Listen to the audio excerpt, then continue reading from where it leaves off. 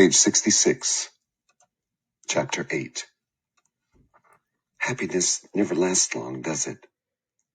As my new father leads me through camp, I realize this cannot be heaven. All these old-time Indians are doomed. They're going to die of disease, and they'll be slaughtered by U.S. cavalry soldiers. They'll be packed into train cars and shipped off to reservations, and they'll starve in winter camps near iced-over rivers. The children are going to be kidnapped and sent off to boarding schools. Their hair will be cut short, and they will be beaten for speaking their tribal languages. They'll be beaten for dancing and singing the old-time Indian songs. All of them are going to start drinking booze, and their children will drink booze, and their grandchildren and great-grandchildren will drink booze. Page 67. And one of those great-grandchildren will grow up to be my real father, the one who decided that drinking booze was more important than being my father, the one who abandoned my mother and me.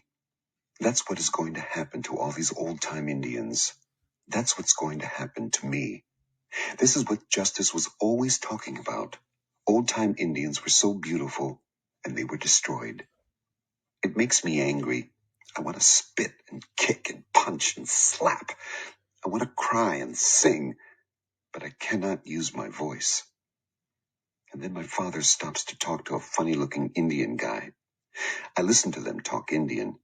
I don't know exactly what they're saying, but I do know they're arguing. This new Indian guy is short, barely taller than I am, and he's very pale, almost white-skinned. In fact, he's got patches of skin peeling off his back, chest, and arms. This guy is so white, he gets sunburned. His hair isn't black at all. Nope, it's light brown, and some strands of it are almost blonde. He's got a single eagle feather tied into his braid and white lightning bolts painted on his body. Oh my God! This pale little dude is Crazy Horse, the strange man of the Oglalas. Yes, this is the famous mystical Indian warrior who killed hundreds of white people.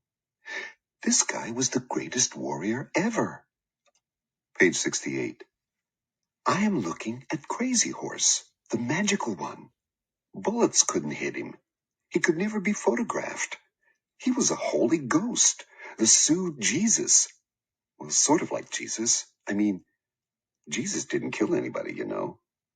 So Crazy Horse was like Jesus if Jesus had been a warrior. I am standing right next to him, and his eyes are gold-colored. I think the greatest warrior in Sioux history is a half-breed mystery. I think this legendary killer of white men is half white, like me. I look around again at the Indian camp. Thousands of teepees, tens of thousands of Indians. Hot summer day. Dusty hills surrounding us. The skinny river close by. Crazy Horse is here. And that older Indian dude standing over there by the horses, he sure looks like Sitting Bull does in the history book pictorials. I realize this skinny river is the Little Bighorn, and I've been transported back to June 1876. I grab my father's leg and shake him. I scream, "Daddy, Daddy, this is the camp at the Little Bighorn. Custer is coming. Custer is coming. He's bringing the 7th Cavalry, and they're coming to kill us." But of course, I cannot actually say anything because I don't have a working voice box. My father stares at me. I don't need to speak his language to know he wants me to shut up, even if I'm not really making any noise. Page 69. And then I remember that the Indians at Little Bighorn already know that Custer was coming. In fact, they set up this camp so that Custer would come for them.